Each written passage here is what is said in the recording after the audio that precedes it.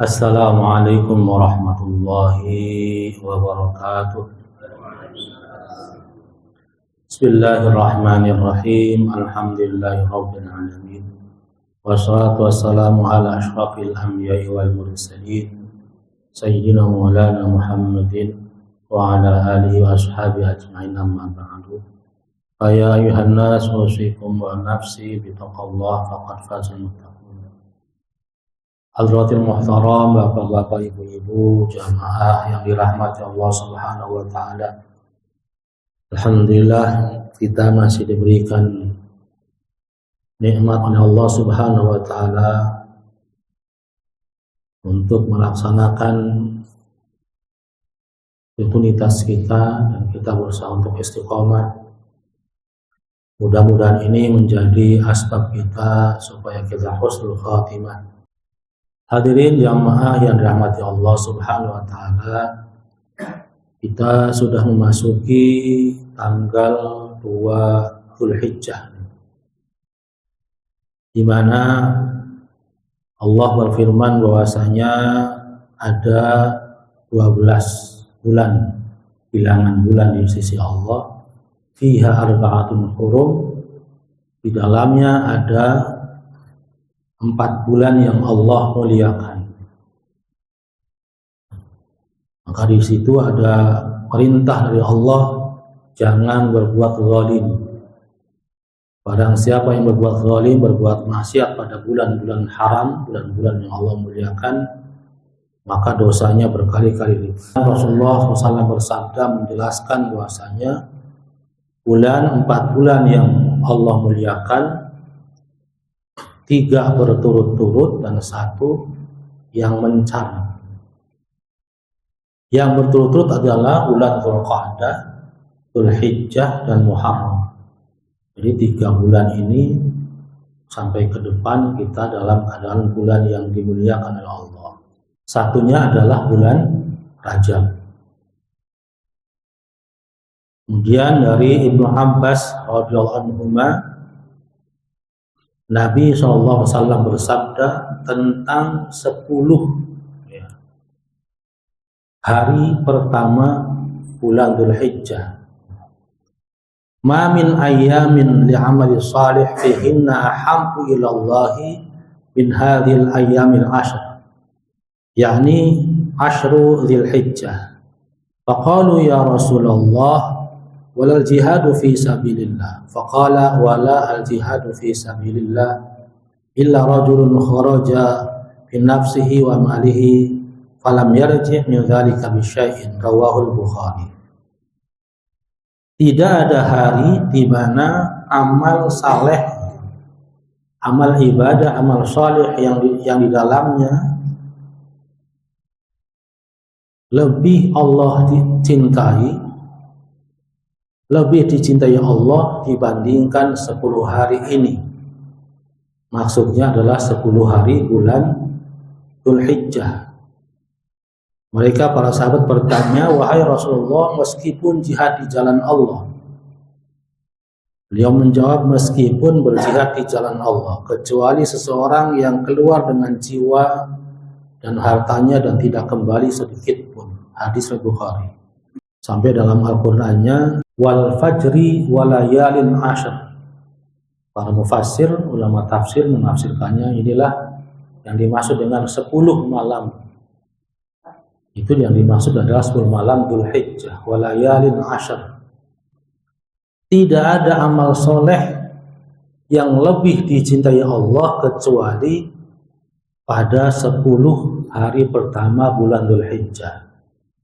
Amal soleh itu apa saja amal soleh? Zikir, sedekah, sholat sunnah, puasa. Bahkan para ulama mensepakati puasa 9 hari pertama dari bulan Dzulhijjah. Berarti dari mulai hari Sabtu kemarin sampai tanggal 9 Dzulhijjah. Itu pahalanya luar biasa. Kalau puasa dari 1 sampai tanggal 9 nggak sanggup, ya minimal 2 hari, yaitu puasa Tarwiyah dan Arafah, tanggal 8-9 Dzulhijjah. Kemudian amal soleh apa lagi? Banyak sekali, sedekah. Kemudian baca Quran, zikir, sholat sunnah. Hari ini sampai tanggal 10 itu amal soleh paling dicintai Allah Subhanahu wa ta'ala. Ini buat mengingat kita semua. Bismillahirrahmanirrahim.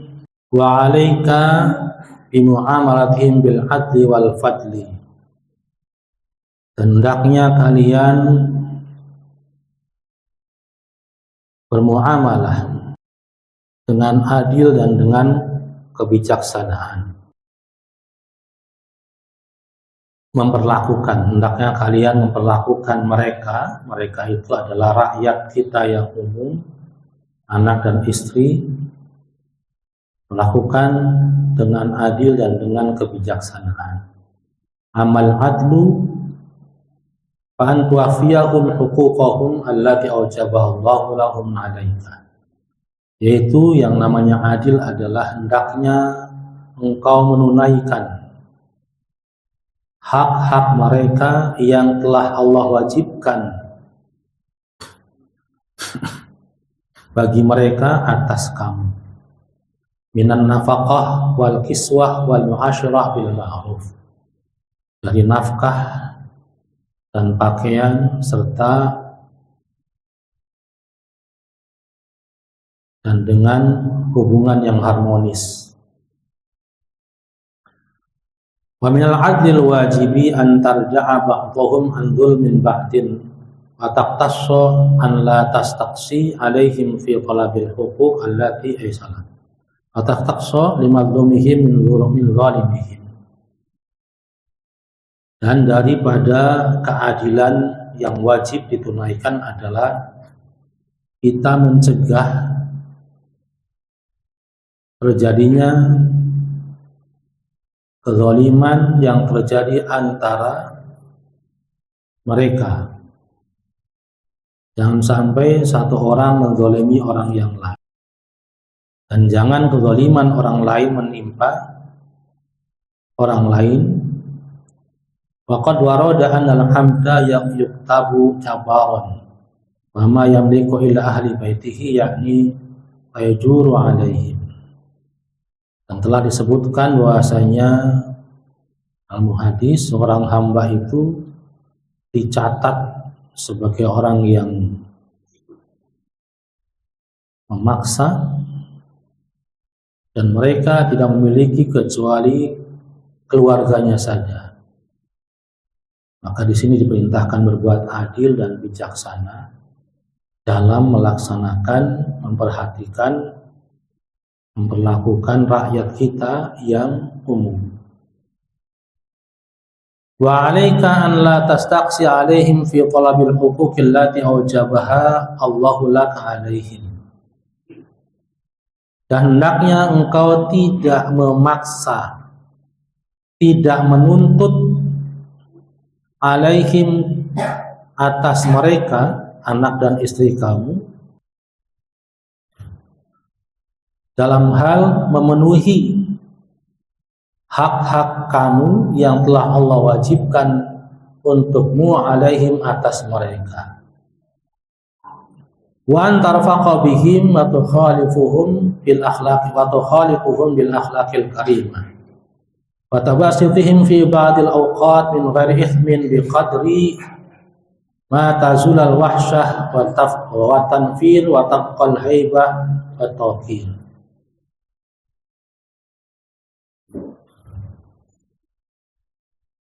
Dan berlemah lembutlah terhadap mereka,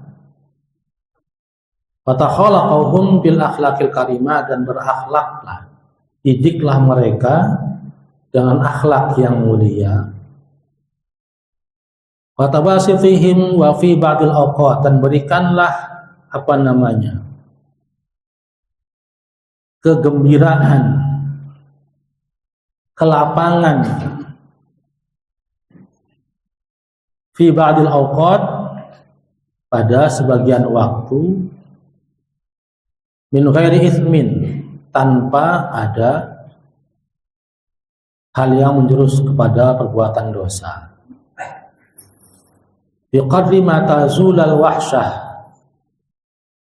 sebatas menghilangkan rasa kejenuhan, wa tanfir dan rasa takut, wa tabqal haibah wa tawqir dan tetap menjaga wibawa dan kemuliaan. Di sini maksudnya adalah kita dalam melakukan muamalah dengan anak istri kita, bapak-bapak, para suami, para bapak, hendaknya dengan adil dan dengan bijaksana. Yang maksudnya adil menurut As-Sayyid Asy'ari Abdullah bin Alwi bin Al-Haddad adalah kita menunaikan semua hak-hak yang Allah wajibkan bagi mereka atas kita, seperti nafkah, pendidikan, kemudian sandang dan pangan. Itu wajib kita tunaikan. Dan dari keadilan berikutnya adalah kita jangan sampai membiarkan ada kezaliman yang berlangsung, yang berjalan di dalam keluarga kita. Kakak menzalimi adiknya, ibu atau suami. Jangan sampai ada perbuatan zalim yang kita biarkan.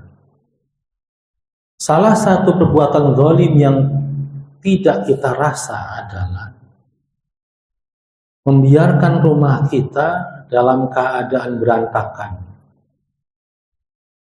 atau membiarkan ada sampah yang numpuk atau berserak di rumah, kita biarkan. Ini salah satu bentuk kezaliman yang kita tidak rasakan. Padahal efek sampingnya luar biasa kepada kebersihan jiwa anak-anak kita. Ketika orang sudah membiasakan sesuatu yang tidak baik, ada mungkin katakanlah nilai dosanya kurang begitu besar atau meremehkan, itu bahaya, Pak. Bahaya dalam artian jiwa anak kita itu akan terpengaruh jadi biasa melihat sampah. Karena itu salah satu bentuk kezaliman. Kemudian kedua adalah hendaknya kita jangan menuntut hak-hak kita atas mereka, atas anak dan istri kita untuk ditunaikan. Jangan memaksa untuk hak-hak kita supaya ditunaikan. Saya kan pimpinan di sini, saya kan pimpinan keluarga di sini, harus begini, harus begini. Di dalam kitab ini kita nggak boleh. Bahkan kita hendaknya berlaku lemah lembut terhadap mereka, dan mengajari mereka akhlak yang mulia, dan dianjurkan untuk bercanda dengan mereka pada sebagian waktu agar hilang rasa jenuh dan rasa bosannya. Wajib menegur, ya. Wajib melaksanakan, wajib memberi contoh.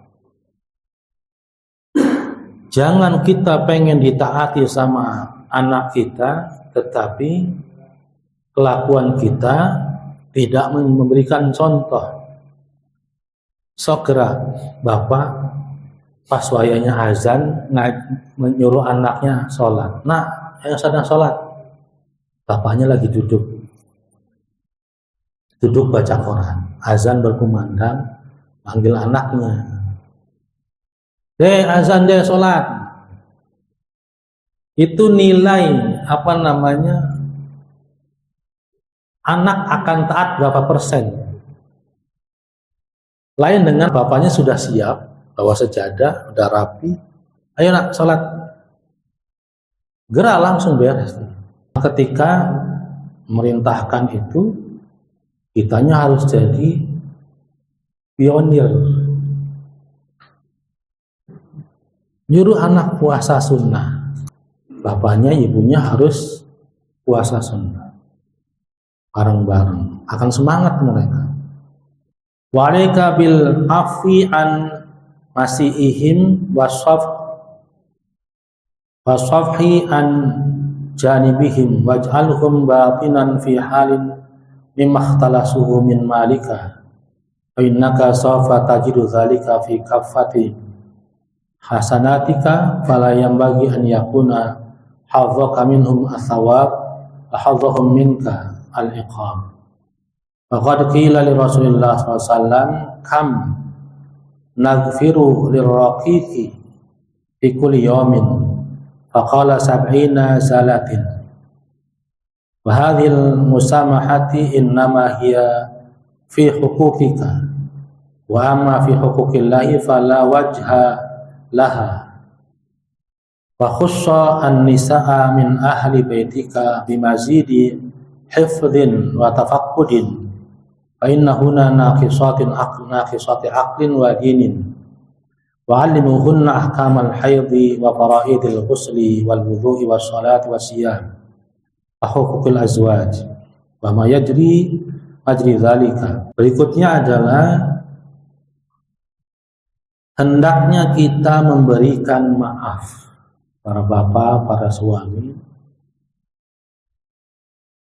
hendaknya kita memberikan maaf atas kesalahan-kesalahan yang mereka lakukan terhadap diri kita.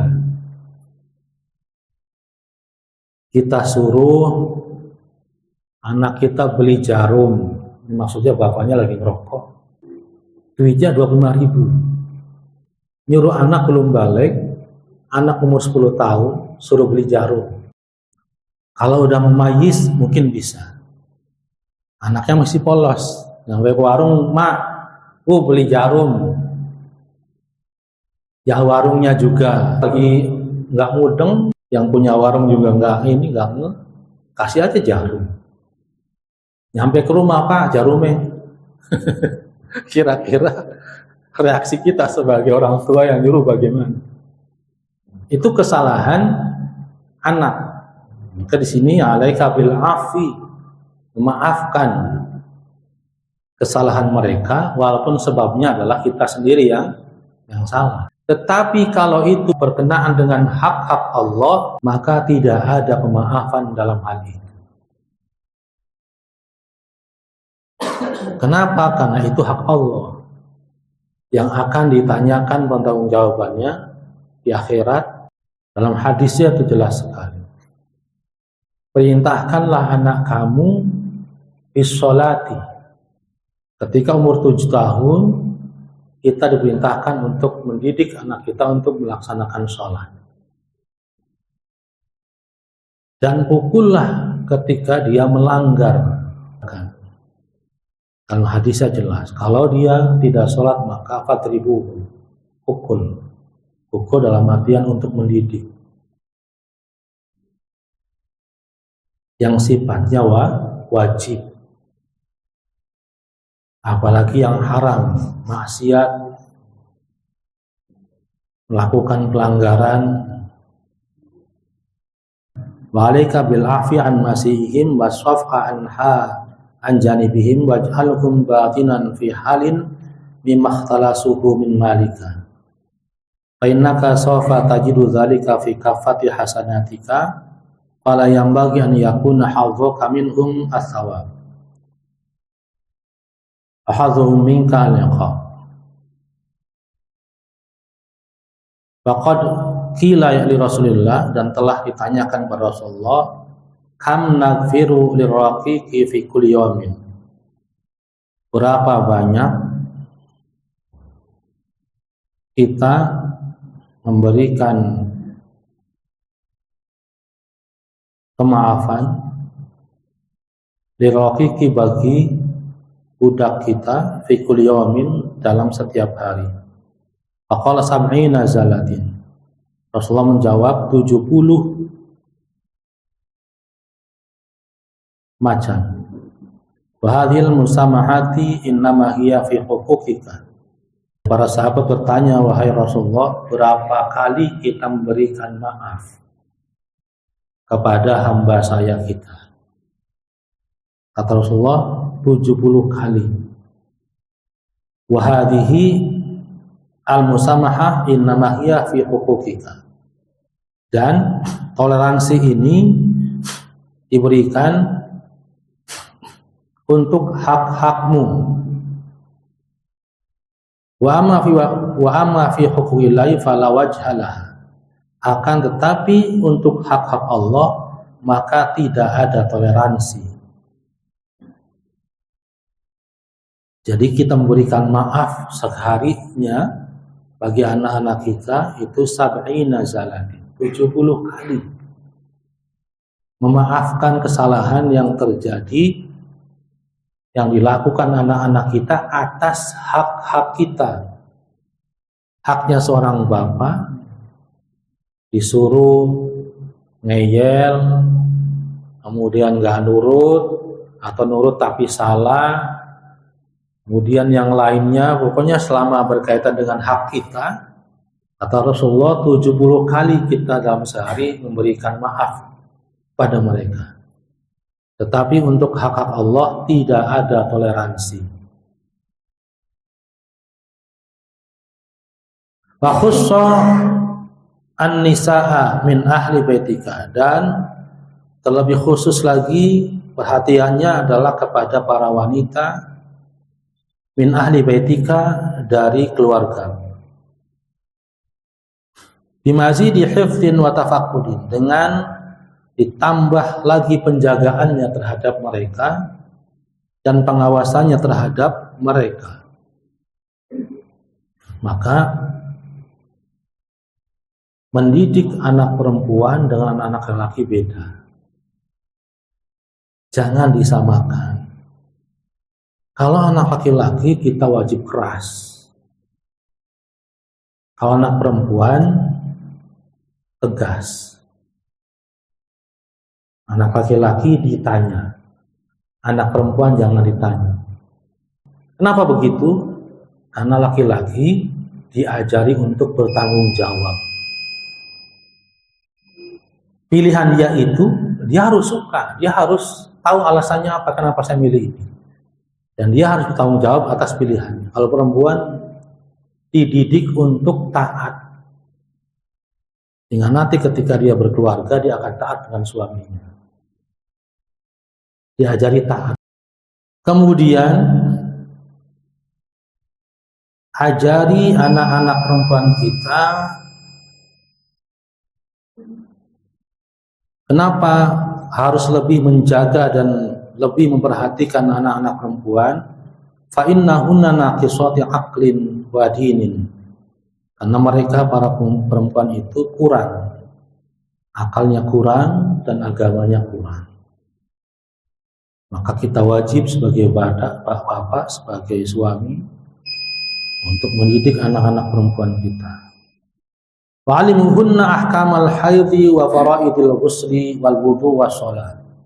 Dan ajarilah mereka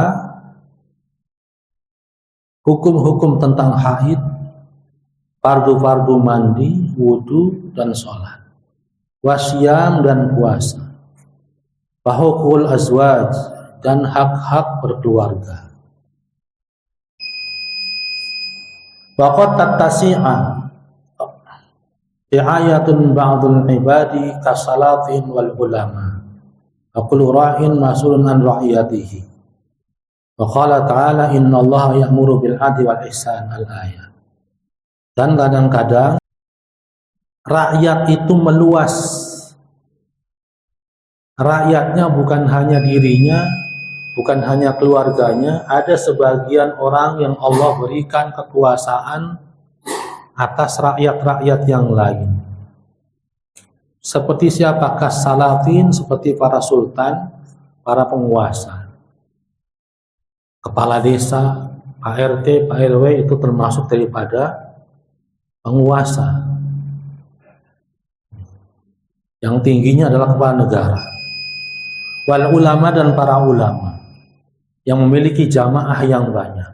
Maka semuanya akan Allah tanyakan kepemimpinannya di hadapan Allah Subhanahu wa Ta'ala. Kalau presiden itu pemimpin negara, pemimpin rakyat, kalau ulama itu pemimpin hamba-hamba Allah. Aqulu ra'in mas'ulun an ra'iyatihi. Setiap pemimpin akan ditanya tentang keadaan rakyatnya. Wa qala ta'ala, dan Allah berfirman, innallaha ya'muru bil adli wal ihsan. Allah berfirman, sesungguhnya Allah memerintahkan kita untuk berbuat adil dan berbuat ihsan.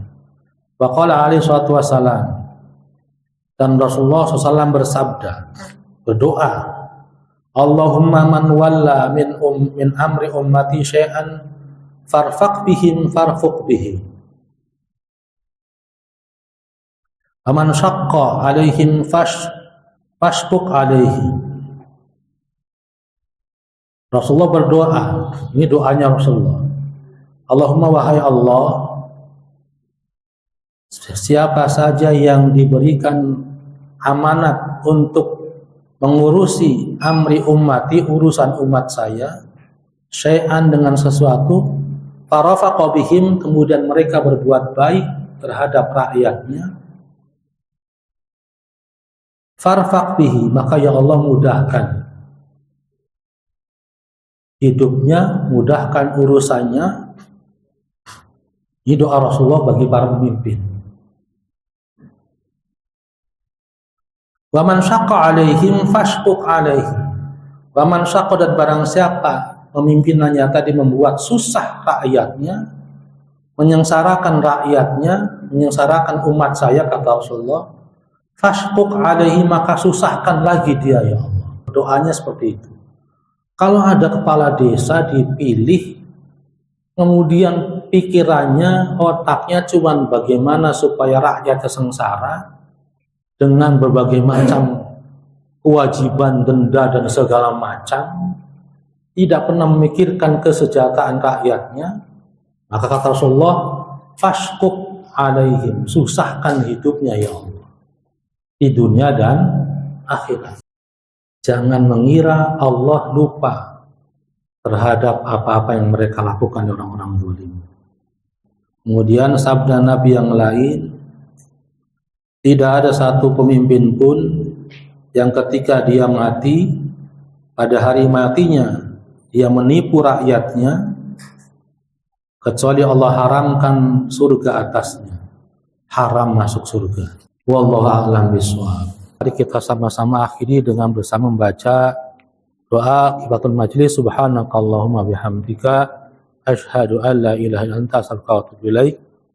Wassalamualaikum warahmatullahi wabarakatuh.